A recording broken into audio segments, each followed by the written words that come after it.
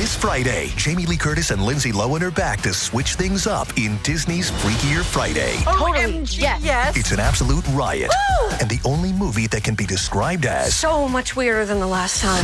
What last time? it's the frequel You ready? we've been waiting for. That absolutely slays. What deeply out-of-touch old person came up with that? You did. Wow. Don't miss the comedy event of the summer for all ages. Disney's Freakier Friday in theaters this Friday. Get tickets now. Rated PG. Parental guidance suggested. This episode is brought to you by LifeLock. When you visit the doctor, you probably hand over your insurance, your ID, and contact details. It's just one of the many places that has your personal info. And if any of them accidentally expose it, you could be at risk for identity theft. LifeLock monitors millions of data points a second. If you become a victim, they'll fix it, guaranteed, or your money back. Save up to 40% your first year at lifelock.com/podcast. Terms apply. This episode is brought to you by Progressive Insurance. Fiscally responsible, financial geniuses, monetary magicians. These are things people say about drivers who switch their car insurance to Progressive and save hundreds. Visit progressive.com to see if you could save. Progressive Casualty Insurance Company and Affiliates. Potential savings will vary, not available in all states or situations. Pie in the Sky Media. This series contains adult language and descriptions of graphic violence throughout. Listener discretion is advised.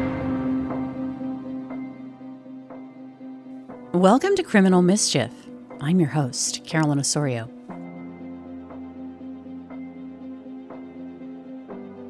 You're listening to episode 57, The Annihilator.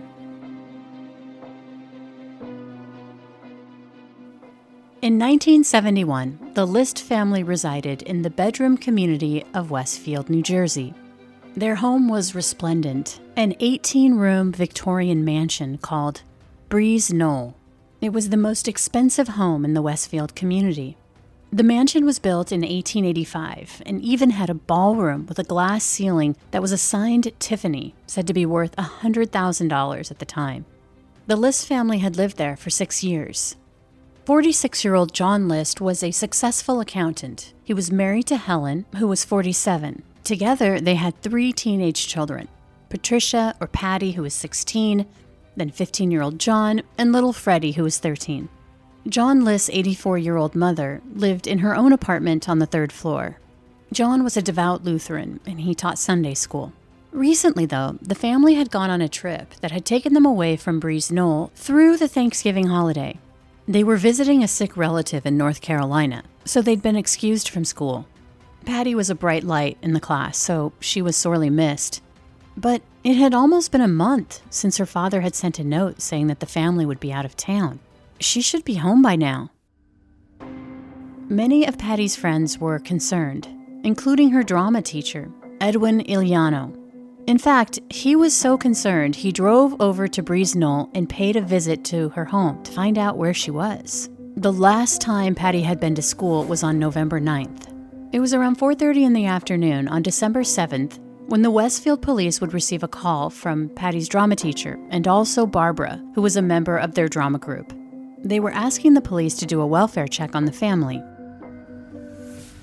At 7:30 that night, a captain would telephone a Dr. William Kunick, who was a neighbor of the Lists, who shared that he hadn't seen the family for a while. He, too, was concerned, especially about Alma, who was John List's mom. She was 84 years old and lived on the 3rd floor. The whole thing was just odd because the family dog hadn't been seen either, and the light bulbs in the house had been on day and night. In fact, they'd been burning so long that individually, as they began to burn out, one by one, they weren't replaced. I mean, why would all the lights be on, and yet there was never anyone home for a month? It just was out of character, and it rubbed people the wrong way. It was 9:30 when the police arrived at the List home. This was after Mrs. Kunick, the doctor's wife, had told them that a white Pontiac had been seen at the List home multiple times over the last few weeks, and it was now in the List's driveway. When the officers showed up, they found Patty's teacher and her friend. They were the ones who were in the white Pontiac, and so now Mrs. Kunick was also on the List property. All three of them were really concerned about the family, and so an officer went to the house and found an unlatched window adjoining the porch and entered the dining room. His partner would follow him inside, followed by Barbara and Edwin. Inside the List house was completely dark on the first floor. It was freezing inside, and music could be heard playing throughout the home's intercom system. There was a faint smell of something awful. A flashlight brought a beam of light into focus, and the police officers entered a pantry. They flashed their light on the floor and saw what appeared to be dried blood. Edwin, who was familiar with the home, would lead the officers into the living room, where he opened a large hanging drape, which led into the ballroom. An officer shined his flashlight into the blackness, and there he saw 4 figures lying inside sleeping bags on the floor. The officer walked closer and saw that the faces of the 4 bodies were hidden behind fabric. But it was clear that inside those sleeping bags lay 4 bodies. They'd all been shot at point-blank range. Helen and her 3 children, Patricia, John, and Freddie. The house was searched, and another body was found on the 3rd floor. It was Alma, John List's 84-year-old mother. She too had been shot. In the den, a series of notes, letters, and directions were found on a desk. One read guns and ammo. The other was addressed to the finder. 1. Please contact the proper authorities. 2. The key to the desk is in an envelope addressed to myself. 3. The keys to the files are on the desk. The note was signed J. List. There were 5 other notes that were found, one of which was for a Pastor Raywinkle.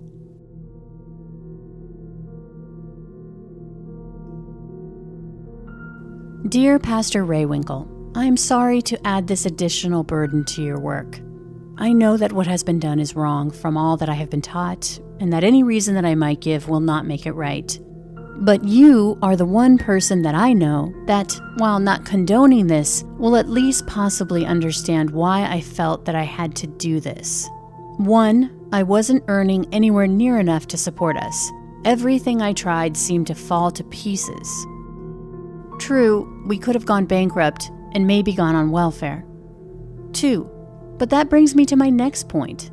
Knowing the type of location that one would have had to live in, plus the environment for the children, plus the effect on them knowing that they were on welfare, was just more than I thought they could and should endure. I know they were willing to cut back, but this involved a lot more than that. 3. With Pat being so determined to get into acting, I was also fearful as to what that might do continuing to be a Christian. I'm sure it wouldn't have helped. 4. Also, with Helen not going to church, I knew that this would harm the children eventually in their attendance. I had continued to hope that she would begin to come to church soon. But when I mentioned to her that Mr. Utes said he wanted to pay her an elder's call, she just blew up and said she wanted her name taken off the church rolls. Again, this could only have an adverse result for the children's continued attendance. So that is the sum of it. If any one of these had been the condition, we might have pulled through, but this was just too much.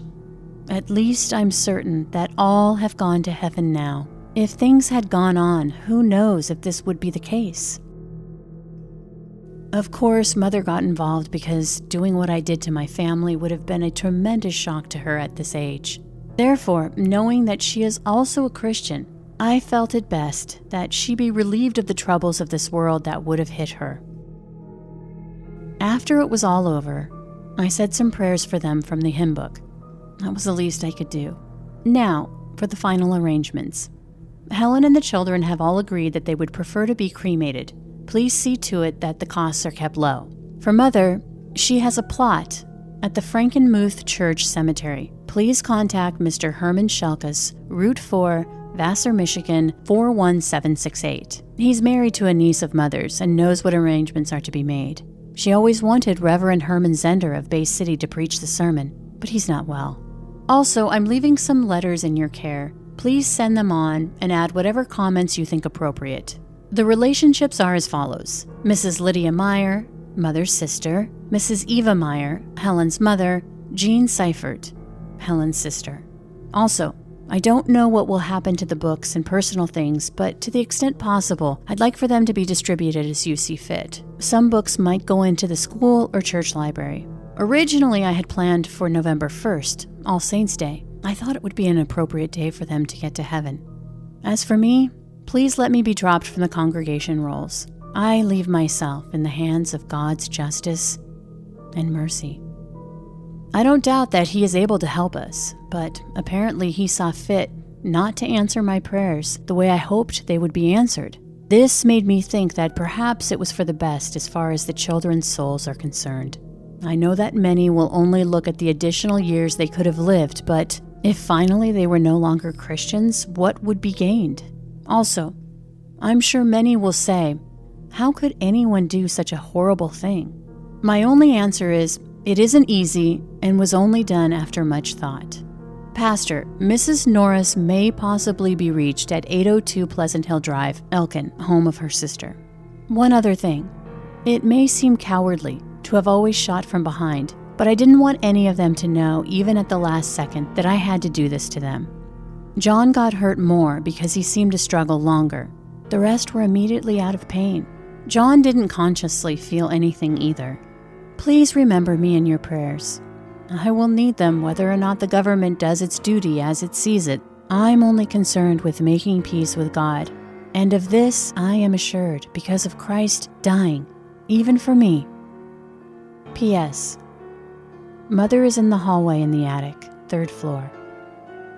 She was too heavy to move. John.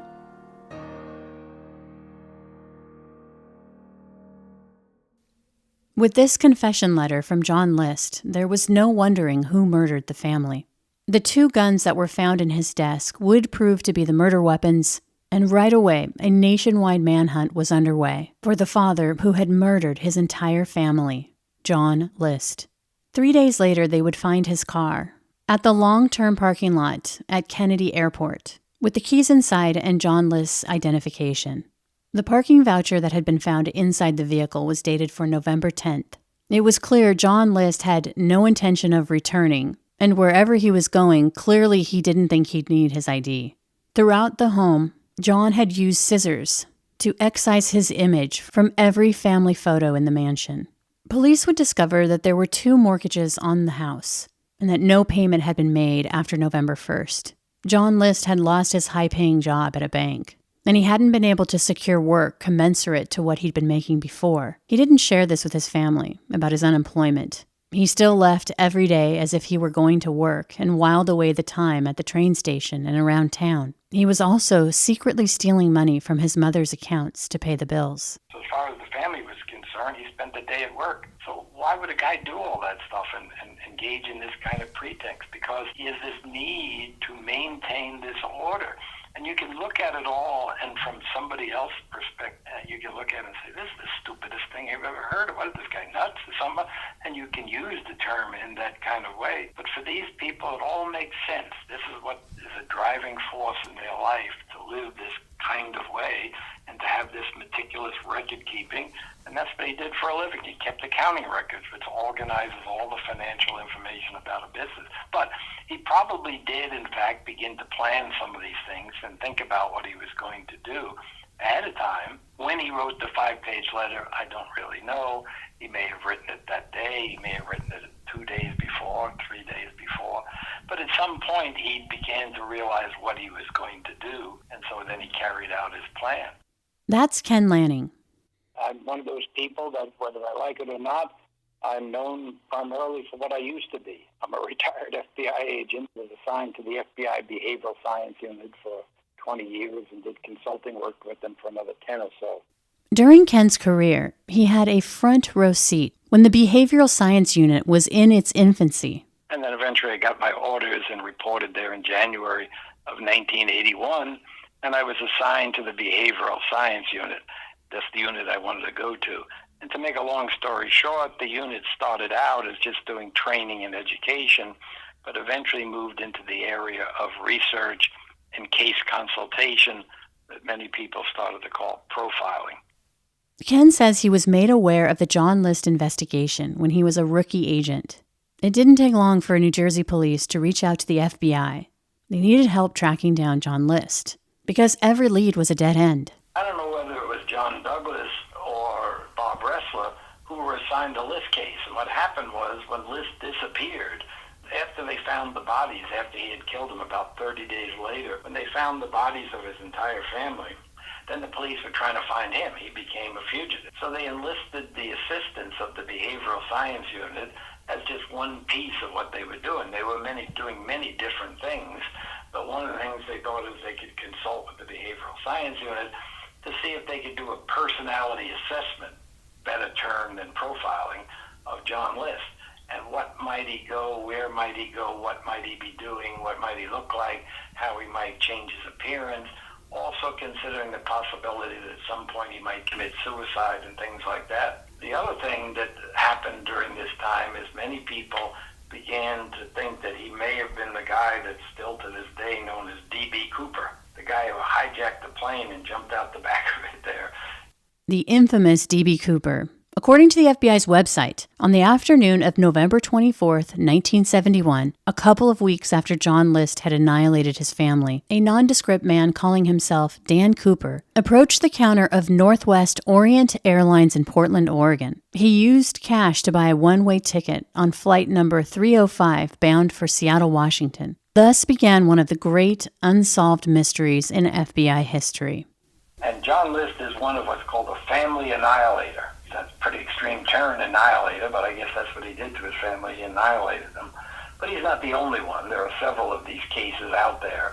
And there were a couple that the unit had where they were trying to do the same thing in those cases that they were doing in the List case. So it was just a type of case. And when police departments would contact the FBI Behavioral Science Unit, they generally contacted the unit about unusual or different types of cases. If this was a type of case that the police saw day in and day out, a regular kind of crime, and certainly I don't like the idea of referring to any kind of crime as regular crime or any kind of abuse of children as regular abuse. But when the behavioral science would be called, it was usually because the case was unusual or different and not the typical thing that police departments would see. The question that seemed incomprehensible to answer was why John List would murder his entire family. He's not really mad in the typical sense. He's not really a bad guy. As far as I know, he's never been arrested for anything else. He's never committed any kind of violent crimes. He just has this strange problem in his life. And the interesting thing about it, if you see somebody who has this condition and you were just to guess what he might do for a living, the answer is what? He's an accountant.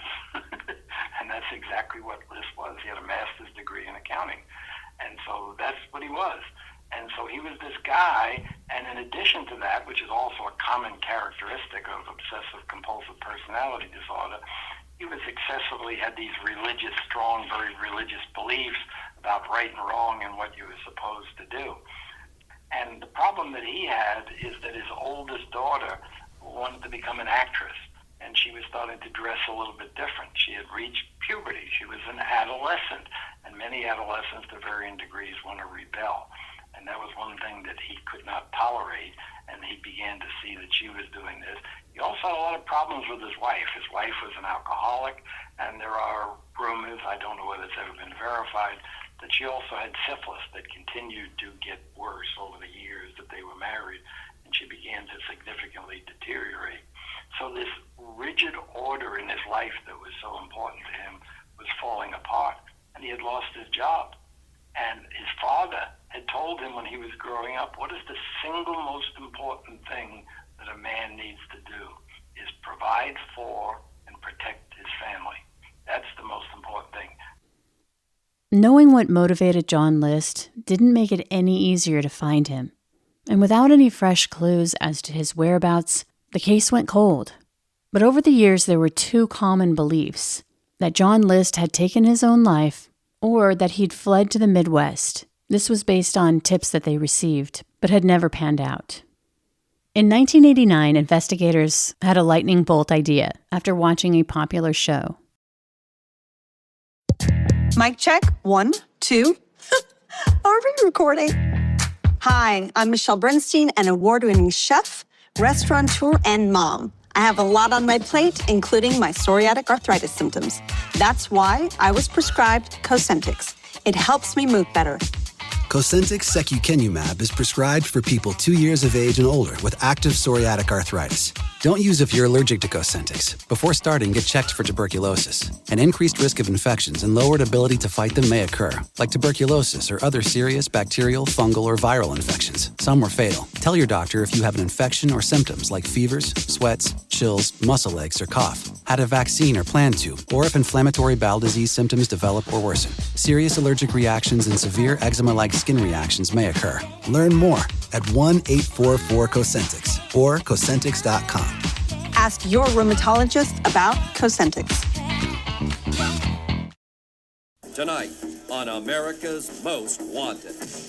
They contacted America's Most Wanted and asked them to do an episode on the John List investigation. America's Most Wanted agreed to do the show, but the only photo they had was from 18 years before. Remember, he'd cut his image out of most of his family photos. The one they had to work with was black and white, and for the most part, John List was utterly forgettable.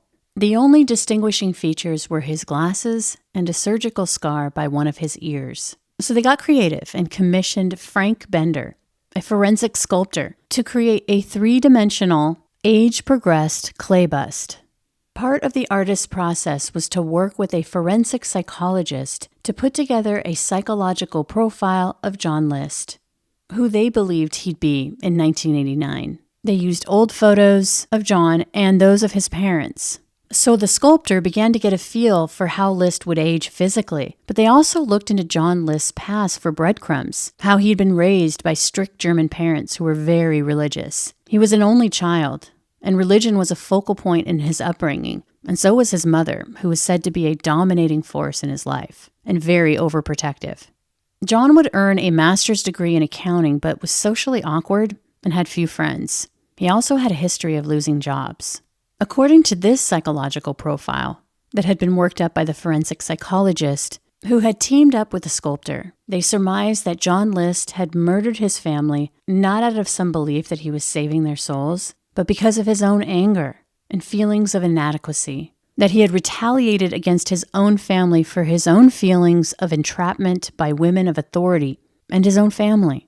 Ultimately, the sculpture would feature a receding hairline, a slack jawline, and downturned lips, complete with a surgical scar behind the ear, and the bust was dressed in a suit and tie, what they believed that he would wear. And the final touch was to add the glasses. Based on his profile, they thought that he would be too practical to wear contacts, and they meticulously searched for glasses that were thick and black frames, because the sculptor believed that he'd wear glasses like that to not only make him look important, but to also hide his failures behind those thick frames. On a Sunday night in May of 1989, America's Most Wanted featured the List murders, and of course the age-progressed sculpture. That night, 2 women in Denver, Colorado were watching the show, and by the end, they were convinced that John List was their previous neighbor who had recently moved to Virginia. Their neighbor's name was Bob Clark. On June 1st, less than 2 weeks after the broadcast, and after 18 years as a fugitive, John List was arrested at his place of employment, where he worked as an accountant. Three-dimensional sculpture that they had made in List's case. It wasn't really a drawing, but it was a sculpture of his head. And they had an artist, a sculptor, who sculpted this thing from images and pictures that he had. And then he worked with a psychologist who was telling him about some of his personality characteristics and what he might look like and what kind of glasses he might wear and so on. Anyway, and they were doing this for America's Most Wanted.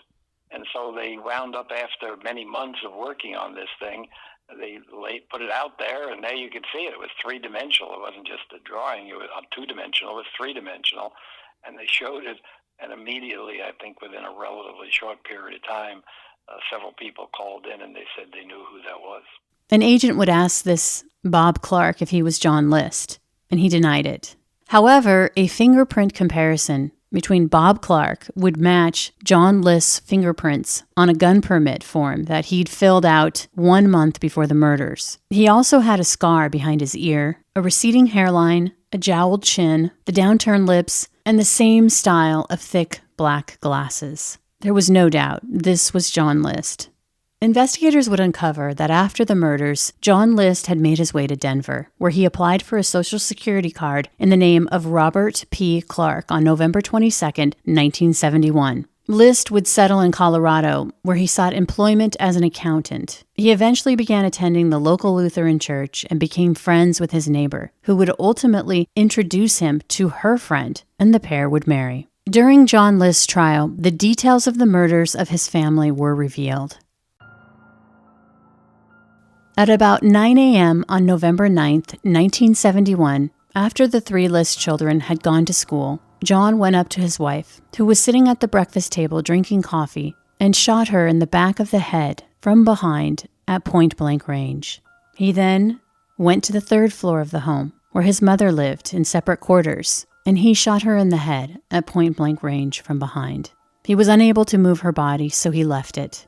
He then returned to the 1st floor, rolled his wife's body onto a sleeping bag, and dragged the body into the ballroom. Then, according to him, quote, cleaned up the mess and ate lunch. After his meal, he went to the bank, where he went to a safety deposit box and redeemed about $2,000 in savings bonds, which is the equivalent of more than $15,000 today. Those bonds were in both his name and his mother's. He also cashed 2 checks. Then he went to the post office and placed a stop order on his mail and also that of his mother's. In the afternoon, he picked up his oldest child, Patricia, from high school. He drove her home, and once inside, shot her in the left side of the face. He then went to pick up his son, Freddie, from junior high school, and as soon as they were inside the home, he shot him in the head. Finally, John List went to pick up his son, who was playing soccer. He watched the game, and the two arrived home together. But somehow, 16-year-old John seemed to realize that something was off with his father, as he tried to shoot him point-blank range from behind, which he had done to the rest of his family. But John saw it coming, and after the first shot, he wasn't dead and fought back. That day, his father would shoot him a total of 10 times. He rolled his children's bodies onto sleeping bags and dragged them into the ballroom by their mother. He would cover each of their faces with pieces of fabric. John List then went about cleaning up. By telephone and through notes, he would stop the milk and newspaper deliveries. And he also made arrangements for the children to be absent from their school and other activities until after Thanksgiving. He then wrote the letters to his family and pastor, prepared himself supper, and turned in for the night in the home where his family lay dead. Early the next morning, John List packed up some things, and before leaving his home forever, he would turn down the thermostat to its lowest setting in an effort to slow the decomposition. He also turned on a radio station that played religious hymns throughout the empty rooms as he quietly walked out the door, unseen. The interesting thing to me, what makes this case so fascinating, is after he commits this crime and he decides to murder his whole family, what does he then do? Well, first of all, his mother is upstairs in the attic. It's hard to get her downstairs, so he just leaves her up there. But the rest of the family, he killed on the main floor, brings them out into the ballroom part, I guess a big room there, and he begins to lay them out on sleeping bags, and they're all laid there. So now they're all laying there dead. And now what is he going to do? He's not going to kill himself, and he's going to try to get away with this crime. So what does he do? He engages in the kind of thing that only somebody who understands obsessive-compulsive personality disorder can understand. He then begins first, he cleans the place up as best he can. Cleans up the blood and everything else where all these people are shot in different locations. Then he realizes, well, he needs some time to get away. So what's he going to do about them? So the first thing he does is contact the post office, cut off his mail delivery, cuts off the delivery of the newspaper, cuts off the delivery of the milk being delivered to the house, and so on and so forth. Then he writes a note to the school saying his kids are going to visit their aunt or somebody or their grandmother someplace in North Carolina, so they won't be coming to school for a while. He solves that problem and so on. So he does all these things. He lowers the thermostat in the house down to the lowest setting he can get on it to keep the place as cool as possible and so on. So he goes through all these meticulous things. Then he writes a 5-page letter to his pastor explaining all these things that he did.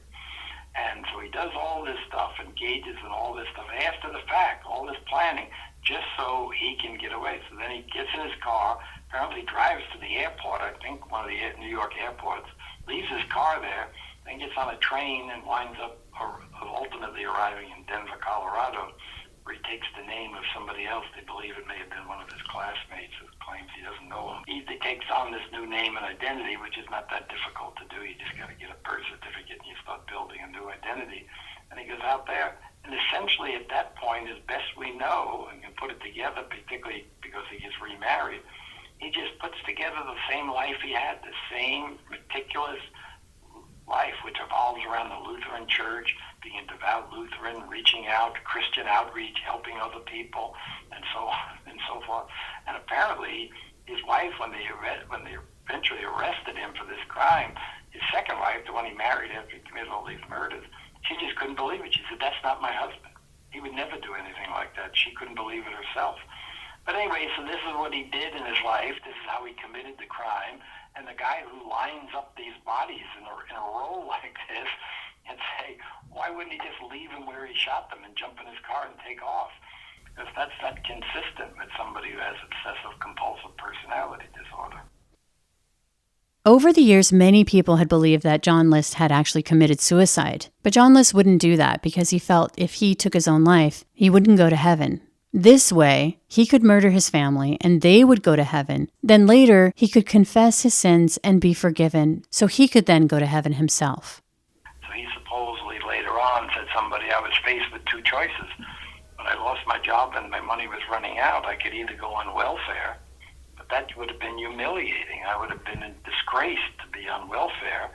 And I couldn't take welfare. That would have violated what my father ingrained in me from the time I was a young boy, is how I was supposed to take care of my family. And so I couldn't do that. And so the only thing that he could think of was to send his wife and his mother and his 3 children to heaven. And in order to go to heaven, you have to die first. Earlier in the show, Ken said that John List was proposed as a suspect in the D.B. Cooper airline hijacking because of the timing of his disappearance 2 weeks prior and multiple matches to the hijacker's description. The reasoning behind that was that he was a fugitive with nothing left to lose. But when List was questioned by FBI agents after his capture, he denied any involvement. A jury would find John List guilty of 5 counts of first-degree murder. In April of 1990, a judge would sentence him to life in prison without the possibility of parole. John Emil List will be eternally synonymous with concepts of selfishness, horror, and evil. He is a man who could coldly, calculatingly, and cunningly conceive and carry out a cowardly plan to assassinate each of his 3 children. The idea that a mild-mannered John List, who appeared so normal, so average, is out of the blue capable of murdering his entire family in cold blood, and then poof, disappears into thin air and starts an entirely new life. It's hard to wrap our heads around someone so average being capable of such evil. His only defense at trial was that he was under all this pressure and stress and everything like that and so on. But it was just a feeble attempt. He kind of had nothing to lose. The only thing he could have worked out a deal. I think he realized that whether he pled guilty or was found guilty, he was going to jail for the rest of his life. You can't murder children and your entire family and expect to get some kind of special thing. Okay, we're just going to send you to jail for 1.5 years or something. Well, yeah, that's the thing that I never understand is people who actually want to go to trial and be in front of everybody and have it be so public when there's absolutely no way you're getting out of it. Like, why wouldn't you just make a deal? Well, that's what I used to say, that a lot of times in the cases I dealt with sex crimes against children, the offenders would plead what I would call guilty but not guilty. They realized that the last thing they wanted to have is all the details of what they had done, the specific details of what they had done to the children, to come out in open court. So by pleading guilty, they would avoid that from happening. But as soon as he pleads guilty, from the next moment on, the next time he opens his mouth, he explains to everybody who will listen, I pled guilty, but let me tell you why I'm not guilty. I love children so much I didn't want to put them through the stress of the trial and so on and so forth. So they come up with all these explanations. So I think a lot of what he did during the trial, and when they examined him and so on, he talked about losing his job and how much pressure he was under and so on and so forth. And he had all these problems, and they asked him, the obvious question is, why did you kill yourself? And he said he thought that under his religious beliefs that would prevent him from going to heaven, and he had hoped to someday join his family in heaven. In March of 2008, John List died from pneumonia in prison. And if you're wondering about the List home, it mysteriously burned down in August of 1972, 9 months after the List murders.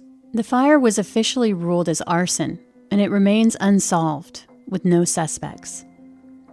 Up next, we'll discuss the List case in the bonus content of Criminal Mischief with Carolyn and Brandon. And as always, thanks for listening.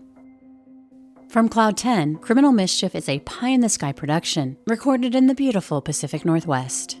We're produced by Brandon Morgan and myself, music by Soundstripe. I'm Carolyn Osorio, your writer and host.